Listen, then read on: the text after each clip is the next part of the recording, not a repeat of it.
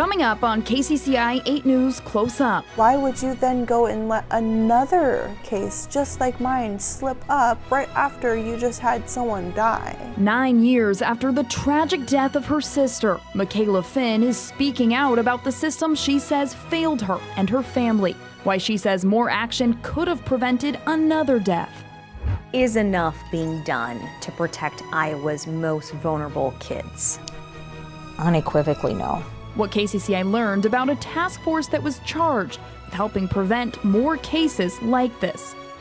Plus, two longtime colleagues of the late Bill Knapp open up about the passions that defined him, the vision that helped shape Des Moines, and the unforgettable personality behind one of the city's most influential names.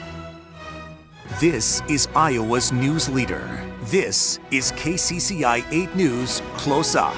Good morning. Thanks for joining us for KCCI 8 News Close Up. I'm Chief Political Reporter Amanda Rooker. Well, we start this morning with a story our investigative team has been following for 3 months. It's centered around the deaths of two 16-year-old girls who died in Iowa's foster system. Sabrina Ray and Natalie Finn both starved to death at the hands of their adoptive parents. Finn died of cardiac arrest in 2016. 7 months later, Ray died of severe malnutrition. A child welfare task force was created after their deaths, but it has not met in almost 2 years, and the state has no future meetings planned. As KCCI's chief investigative reporter Suzanne Banky and our Laura Terrell show us, advocates now say the state's lack of follow-through with the task force is a betrayal of the girls' legacy. My body doesn't know if it's going to be starved again, and so it's just always in fight or flight. Michaela Finn wants you to hear her story in her own words. In her first interview ever, she describes escaping the horror that happened inside this West Des Moines home. A 911 location emergency. I forced my brother to call the police, and so when he called the police, that's when it all came undone. Okay, tell me exactly what happened. I don't know. My sister's really anorexic and she doesn't get up to go to the bathroom at all. The police knew as soon as they came inside the house that there was something going on. They knew that we were malnourished. I could barely walk to the cop car. October 24th, 2016, the day Michaela was set free.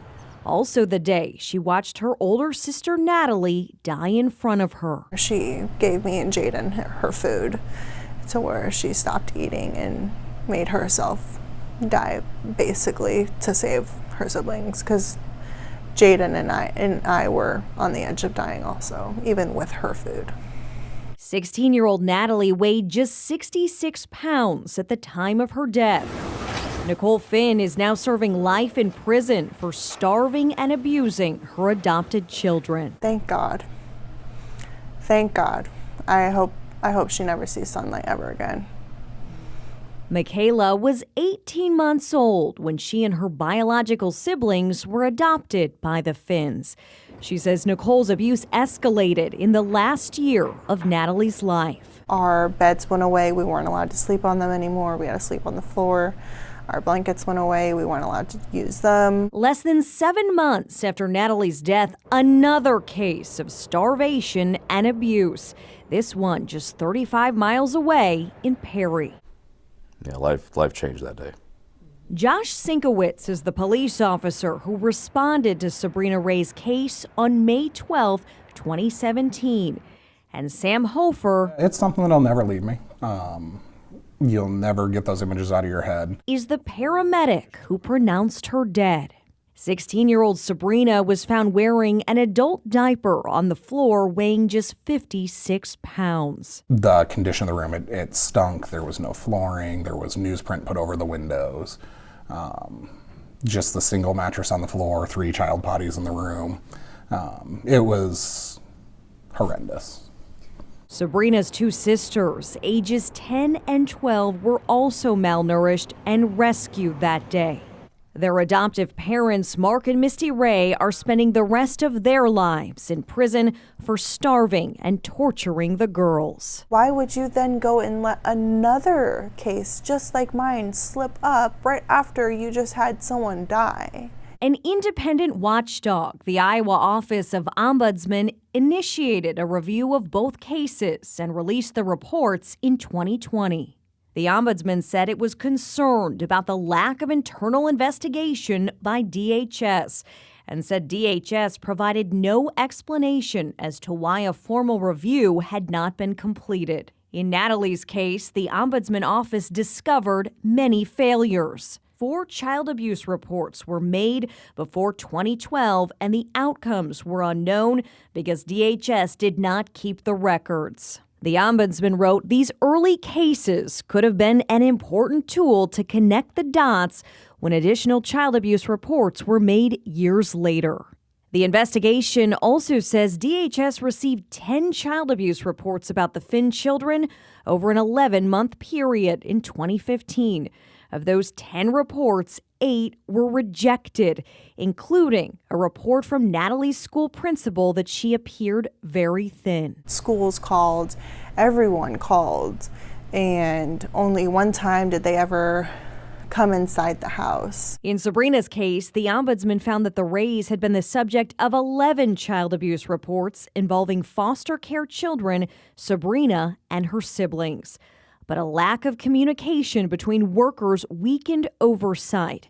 Again, the Ombudsman found DHS's policy of not keeping records made it fail to recognize a pattern of abuse. Had there been proper and thorough training on malnourishment, any rational person who's trained would see that these children were being starved. Attorney Scott Wadding represented Sabrina's surviving sisters in a lawsuit against the state.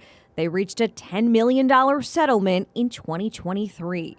Part of the settlement says the state must convene a task force to give recommendations to improve foster care in Iowa. What was your hope for this task force? I really felt like this was a way to open the door to have a conversation about the system of HHS. Danielle and Jason Jepson adopted one of Sabrina's younger sisters. They, along with the adoptive mother of Sabrina's other sister, helped form the task force, which includes Sienkiewicz, Hofer, and Janine Ritchie, the now retired Dallas County attorney who prosecuted the case. When there have been failures, unfortunately, it usually results in the death of a child.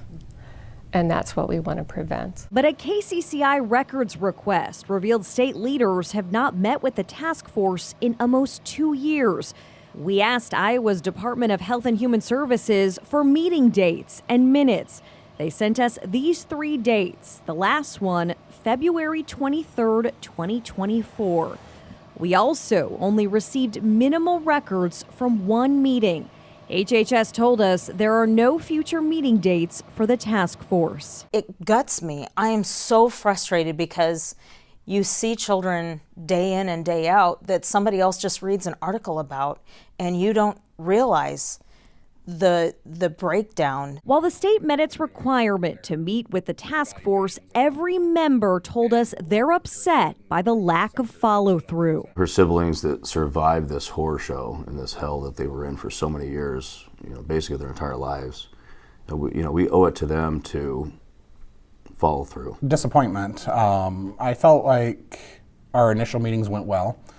We were hoping to meet at a human level and meet with humans that cared. Task force workers want to see better training for HHS workers to identify physical symptoms of malnutrition. They also think there should be a trained response team with a police officer, medical professional, and county attorney that shows up at the scene of specific abuse cases. It's very hard and not fair to expect an HHS employee, to go in and be able to navigate that scene and do A to Z investigation that needs to be done. There's going to be things they don't see, that they're not trained to see, that they may miss. The Jepsons say proactive, systematic change needs to come first, like HHS doing internal reviews and better data tracking. We need to do accurate recording of removals, accurate recording of events that take place. Did you feel like HHS was receptive to your recommendations? It felt more like they were just placating us to, which obviously is what it was now. They just placated us to get us out of the way. KCCI sent 3 requests for an interview for this story with HHS Director Kelly Garcia before her resignation was announced in September. We were told she did not have time for an interview. We also sent 3 requests to Governor Kim Reynolds' office to ask about the recommendations of the task force. She declined an interview.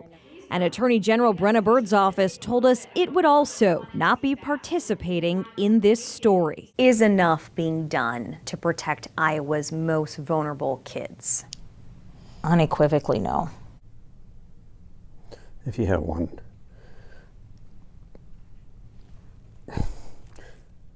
one case, it's not enough.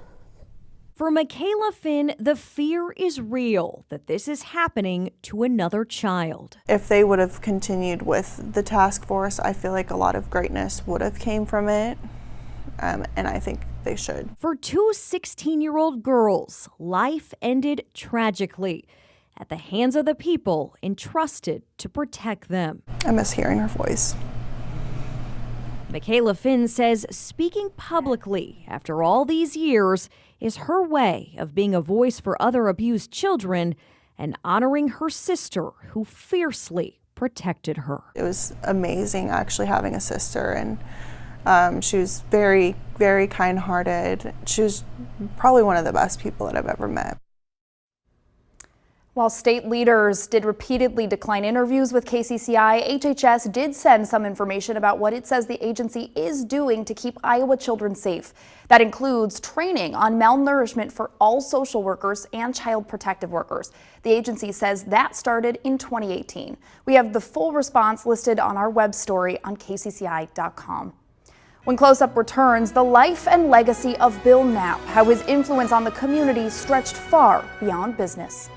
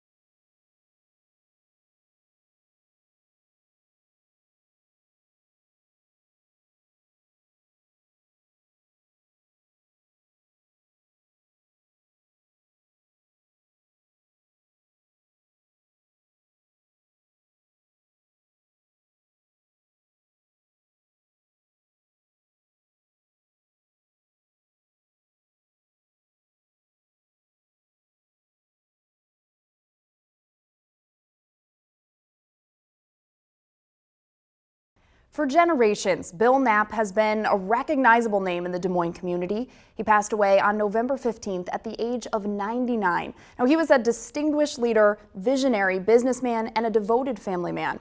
So this morning, we have Bill Knapp II and Jerry Nugent with us this morning to talk about the legacy that Bill Knapp left behind. Bill is the nephew of Mr. Knapp, and both of you are co-chairman of the board of Knapp Properties. Thank you so much for joining us this morning. Glad to be here, thanks. Thank you. Well, when you think about Bill Knapp at his core, you know, the person behind the business deals, behind the public profile, you know, what stands out to you?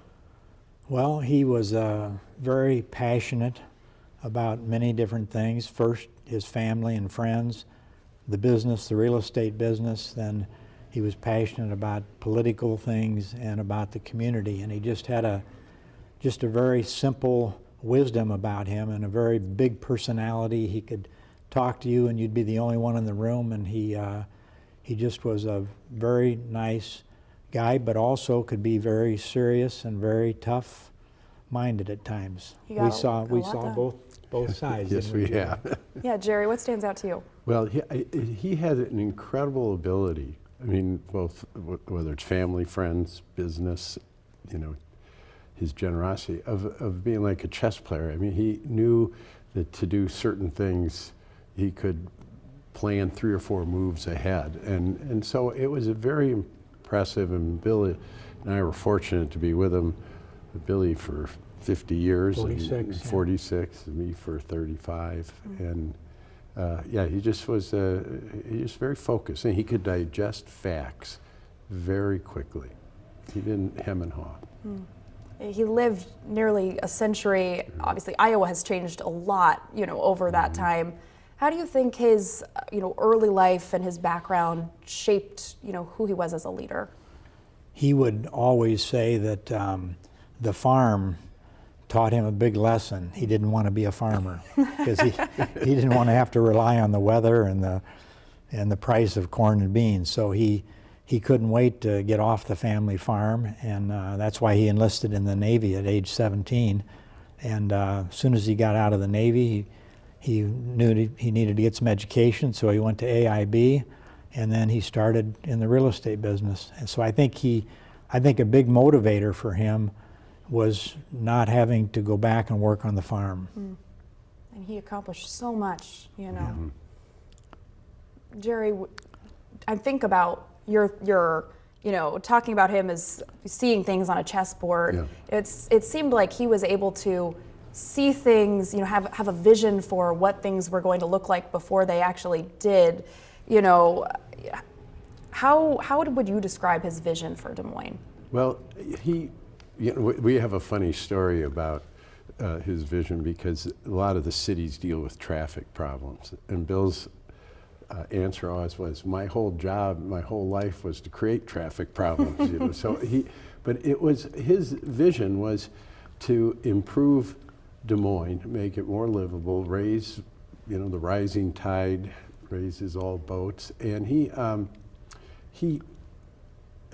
When I say vision, he just understood and was focused on where Des Moines was going. He absorbed the facts and knew, and he helped then deliver on those things. He also, it was funny, he would say to people would come up to him and say, "How did you know that an interchange was going to go by this land? Or how did you know that a highway was going to go by your property or sewer line come to your property?"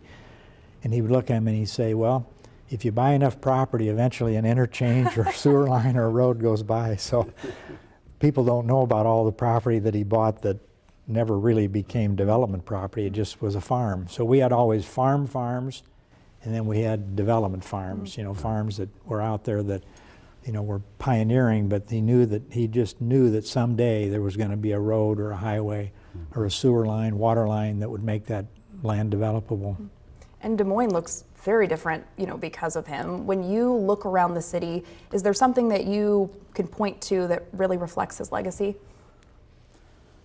I would say probably a couple things would be the Drake area. That was a very, very big and very important for him, and he was involved in the Drake Diner, the Drake Motel, Drake Apartments. He gave money for the Knapp Center and the Roger Knapp Tennis Center, so Drake University was always very important to him. And then probably downtown, he was very enthused about downtown, and he lived downtown for a while. He bought the Savory Hotel and restored that, and then was involved in many other projects in the downtown area. So there was about a decade when he just absolutely was focused on downtown. Well, our conversation will continue when we come back. We'll talk about his philanthropic efforts, his generosity, and his ability to work with so many different types of people. Close Up will be right back after this break. Stay with us.